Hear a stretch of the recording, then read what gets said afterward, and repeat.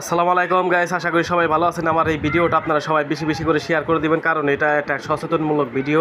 আসলে কিছু প্রতারক চক্র বের হয়েছে ফেসবুকে, দেখা গেছে বলে যে ঈদের আগে ঈদ বোনাস দেওয়া হবে, গরিব মানুষকে কিছু টাকা দেওয়া হবে। এটা ভাইবে অনেকেই বিশ্বাস করে যার টাকা আছে সেও নাম্বার দেয়, আর যার টাকা না আছে সেও মোবাইল নাম্বার দিয়ে দেয়। দেখা গেছে 2-3 দিন পরে ফোন দেওয়ার পরে বলে যে আপনি তো এটাই আবেদন করছিলেন কিছু টাকার জন্য, আপনার কত টাকা লাগবে। দেখা গেল একজন 50,000 চাইলো কিংবা 20,000 চাইলো, যে কোনো অ্যামাউন্ট চাওয়ার পরে বলবে যে এটা তো আসলে বিদেশ থেকে টাকাটা আসে, আমাদের বাংলাদেশের টাকা না, আপনি ফর্ম ফিল আপ করতে হবে, তারপরে আপনি টাকাটা 2-3 মিনিটের ভিতরে চলে যাবে।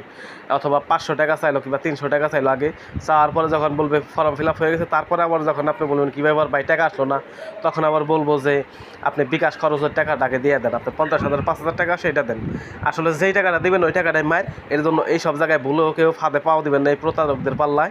আমাদের গ্রামে কয়েকজন এই পাল্লায় পড়ে আসলে অনেক টাকা নষ্ট করেছে, এই সিটার বাটপারদের পাল্লায়।